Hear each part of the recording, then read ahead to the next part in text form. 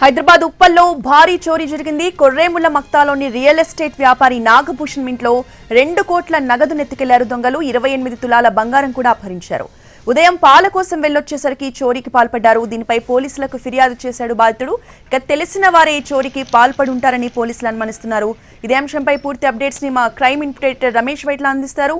రమేష్ వైట్ల, ఏదైతే ఉప్పల్ సమీపంలో కొర్రెమల గ్రామంలో మొత్తంగా 2 కోట్ల పైచిలకు నగదుని దొంగలు ఎత్తుకుపోవడం జరిగింది. ఇందులో పక్క పెద్ద ఎత్తున బంగారాభరణాలు చోరీ తీసుకువెళ్లారు.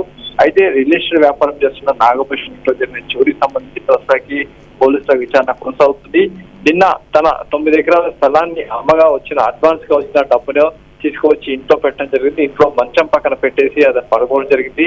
తెల్లవారుజాము పాల కోసం బయటకు వెళ్లి వచ్చి చూసేసరికి ఆ మంచం పక్కనే ఉండాల్సిన 2 కోట్ల రూపాయల 2 బ్యాగులు కూడా మిస్ కావడంతో వెంటనే పోలీసులు సమాచారం ఇచ్చారు. పోలీసులు ప్రస్తుతానికి రంగంలో దిగి అసలు చోరీ ఏ విధంగా జరిగింది, ఎలా జరిగిందనే విషయం కనుక్కొని ప్రయత్నం చేస్తున్నారు. అయితే ఈ డబ్బులు ఎవరికి తెలుసు అంటే డబ్బులు వచ్చిన విషయం ఎవరికి తెలుసు అనే విషయాన్ని అడిగినప్పుడు కేవలం ఒక డ్రైవర్ తో పాటు మరొక వ్యక్తికి మాత్రమే దీనికి తెలుసు అని చెప్పి అటు పోలీసులకు నాగభూషణ్ సమాచారం ఇచ్చారు. ఈ మేరకు డ్రైవర్ తో పాటు మరో 3 పోలీసులు అదుపు తీసుకొని ప్రస్తుతానికి విచారిస్తున్నారు. అయితే పూర్తిగా తెలిసిన వాళ్ళ పని అని చెప్పి అధికారులు అంటున్నారు. అయితే 2 కోట్ల పైసలకు డబ్బుని మొత్తానికి తీసుకువచ్చి ఇంట్లో మంచం పక్కన పెట్టేసి అతను పడుకున్నాడు. తర్వాత ఉదయం లేచి చూసరికి డబ్బులు మొత్తం కూడా మాయం కావడం జరిగింది. అయితే ఈ డబ్బులు మొత్తాన్ని కూడా తెలిసిన వాళ్ళే తీసుకువెళ్లి ఉంటారని చెప్పి ప్రస్తుతానికి అయితే పోలీసులు అనుమానం.